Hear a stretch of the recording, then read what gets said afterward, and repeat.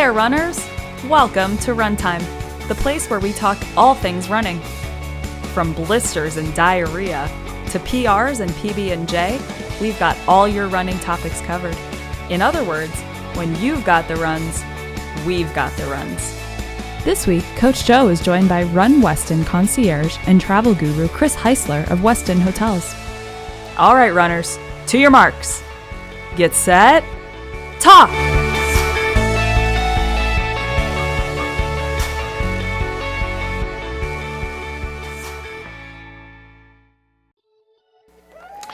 Hello runners and welcome to Runtime. I'm Coach Joe English. I've got a great topic for you today, and it's about travel. Travel can introduce headaches into our process as runners. We train for races like New York and Boston, but then we have to go to those places. And that means staying in a new place, eating new foods, not knowing the town that we're going to.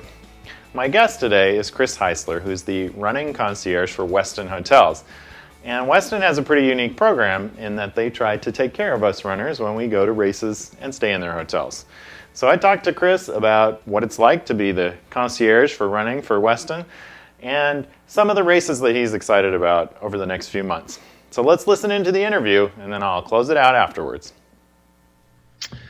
All right, welcome everybody. And Chris, it is great to have you on the show. Chris Heuisler. Well done. Yes, thank you. I've been practicing on my names. And you're with Westin Hotels, bit of a travel expert, but you have a great job and a great title. Why don't you start by telling us what you do? You got it. My title is the RunWestin concierge, although our VP says concierge. It's always this sort of debate. I think concierge sounds too fancy.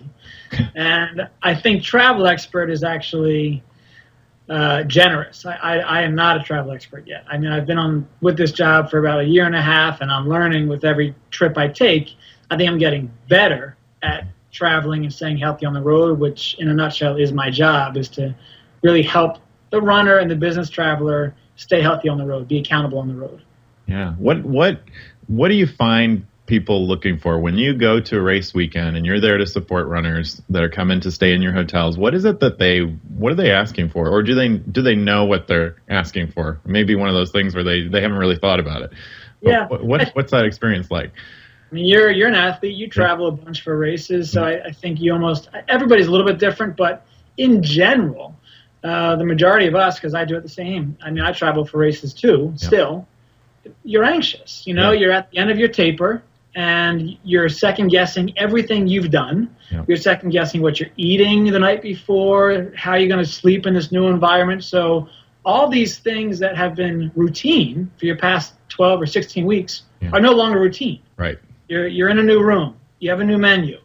There's all of a sudden you've been training by yourself, and now there's 20,000 people out there in your start line. So it's very natural to be anxious out there, and I have seen that my job is to help bring their stress and their anxiety down and sort of reassure them that you're going to be fine. Yeah. Let's talk through your strategy if you have one, and if you don't, let's put one together.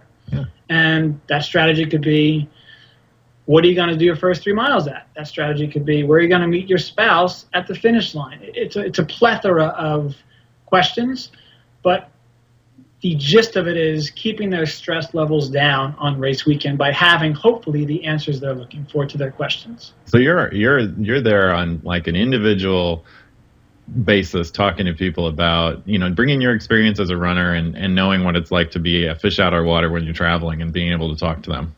That's really cool. But you also work with the hotels, right? With like diet and things, setting up group runs and things like that. Yeah. Yeah, totally. I mean, you've probably seen the trend too. I think this idea of a pasta dinner the night before is starting to go out of the way. It's more about balance.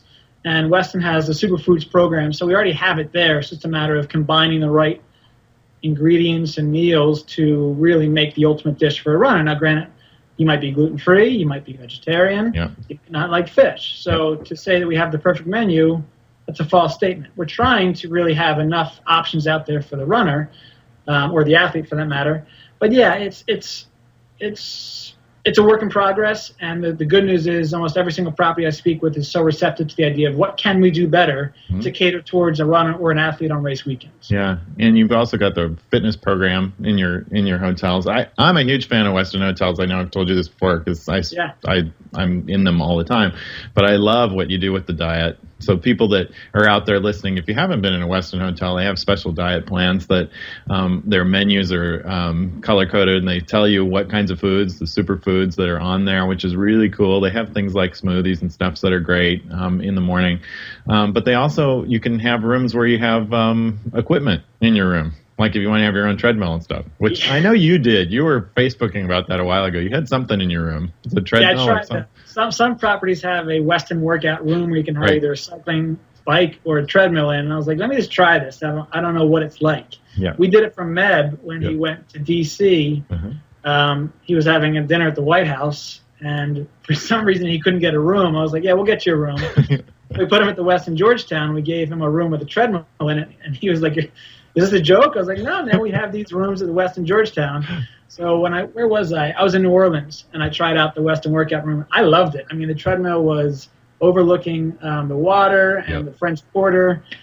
And trust me, I like our gyms, but there's also something to be said by walking into your room and like, all right, I'm just going to open up my hips after this flight and go for a run right away. So somebody might be saying, why do you need a treadmill in your room? I'm going to give you an example, okay? I travel with a 6-year-old, right? And he doesn't want to sit in the gym on the floor and look at the iPad, while I'm working out. And I can't go running when I'm on vacation or on a trip with him, right? So having the treadmill in the room was actually really cool. We were on a trip and he was watching a movie or something in the room, but I was able to get my workout in. And I so appreciate that. That's so cool. Yeah, it's a nice touch. It's different and it's cool and people love it. So there are those options. It's not really cool. Standard. It's not in every hotel. No, yeah. So for those listeners who are like, where can I get it? Basically, if you book a room, you can see if they have a Westin workout room available at that hotel. Yeah, that's really cool. All right, so you've traveled to a gazillion races, like bazillion. I think that's lately. generous. Bazillion. It's been a lot lately. Yeah. So you're looking forward to the spring and the summer. Which ones are coming up that you're really excited about? Maybe somebody wants to add a last minute trip or a race to their schedule. What maybe don't they know about out there? Rock and Roll San Francisco is next weekend, and that's, in my humble opinion, their most beautiful race. You go over the Golden Gate. It's extremely difficult. You're not going to run Rock and Roll San Francisco with the expectation to PR. Yeah. If you are, I would probably try to make you rethink your expectations. And that's next week, so it's probably too soon. But I'm also a huge fan of the Rock and Roll Seattle race. I just love that city. Okay. I'm an East Coaster, so anything out there where I'm just getting more views of the water and those big trees, I love it. I'm a huge fan. And that's in June? That's in June. End of June. Those two jump out immediately. Mm-hmm. Did you mention the fall or just you said spring and summer? Yeah, but I mean, do you have another one that you're thinking about in the fall? Well, so last year we did not quote unquote activate at the Virginia Beach Rock and Roll, and we will this year, and that's at the end of August. I think it's actually the last weekend of August. Yep. We have a run concierge at that property now. We have 50 of them around the country at different properties. Yeah. So he was pretty adamant saying, you got to try this race. You got to come down. Yes, we're far from the start line, but we'll get shuttles for our VIPs. So I'm pretty anxious to see that one. I've never seen it before. It's a beach. I've done that one. I've done Rock and Roll Virginia Beach, and I'll tell you what the course is. Here's a profile of course.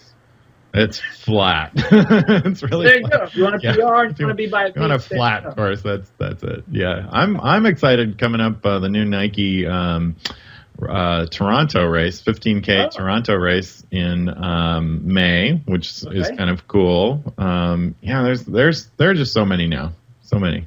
Yeah. Honestly, there's no shortage of races. It's the most participated sport in the world for a reason. And people always ask me, like, well, what do you think of the color run? Or what do you think of this run and the Tough Mudder or Spartan? And the way they phrase the question is almost insinuating that I think there's something wrong with those races. Yeah. There's nothing wrong with those races. All I advocate for is to be healthy and to move your body. And at the end of the day, if you, Joe, like to go do a color run or do a Tough Mudder because it keeps you motivated and makes you stay healthy, then I'm all for it. Yeah, absolutely. There's a reason 4 million people did these obstacle races last year. That's fantastic. That's 4 million people who otherwise may not have done a race. So all these options for races, for runners and athletes, I think they're fantastic. You know, I've been doing a lot of research in this area as well, and maybe the people asking you that question, it may be also a bit of demographics, because there's some differences in the generations, and some of the people that are, I will say, older, like myself, I'm almost 45. We were really born and bred on competition and Sure. making it hurt and going for time. And some of the younger generations, it's more about social and having fun. And so if you actually ask younger people, I have asked some young runners, and they said, why would I just want to run a half marathon? I mean, I would rather be chased by zombies, or I'd rather have paint splattered on me. Okay, well, fine. You know, that's just the way it is, and that's great. Yeah. Like, whatever makes you happy. Yeah, I just trained a guy who's been running for about 2 years, and he falls into that generation of running for fun. And he wanted to PR this race, so I gave him this program. It was very structured. We touched base about every other week. And about 12 weeks in, he's like, I got to be honest with you, I hate this. This sucks. And I was like, no offense taken. I appreciate your honesty. Can you talk me through it? He goes, I hate feeling like I have to, I can't race this weekend because I have to follow this plan. Yeah. Like, but aren't you trained to race? He goes, I am, but I like to just race to have fun. I was like, oh, I mean, it was my first really hands-on experience with hearing somebody say to me, look, I like to race every weekend. I think he used the word race lightly. Yeah. I think the way I would rephrase that. Events. Yeah, right. I like to participate in an event every single week. Right. And, you know, you and I are at the same page where it's like, well, I want a PR. That means I'm not doing an event. Yeah. Probably 12 weeks. I might do a 5K or 10K here and there to sort of test the engine. But the mindset of racing every weekend to me is foreign. It's just, I'm meeting so many of these individuals, and they're exactly what you're saying, the demographic, like, I just want to have fun. Like, this is so cool. Yeah. Good for you. Go have fun. How can I help? Yeah. And we do. We support that. We want people to have fun. Yeah. So, absolutely. Well, you're going to go log 100 million frequent flyer miles for us, and I hope you'll come back and tell us about some of your favorite races. Maybe even do some reports from some of these races for us. Let's pick one. Yeah, let's do that. One. We'll do that. Cool. All right. Chris, thank you so much for joining us, and we'll see you on another future episode soon, okay? Thanks a lot, Joe. Have fun out there. Will do. Well, that's the interview for today, and I hope that you learned something cool that as you think about your travels going forward to races. And Chris is going to be back. He's going to join us in some future episodes as we talk to him more about the races that he's seeing out there and other things that have to do with travel. So I hope you have happy training, happy travels, and stay safe and have fun out there. I'll see you again soon. I'm Coach Joe English.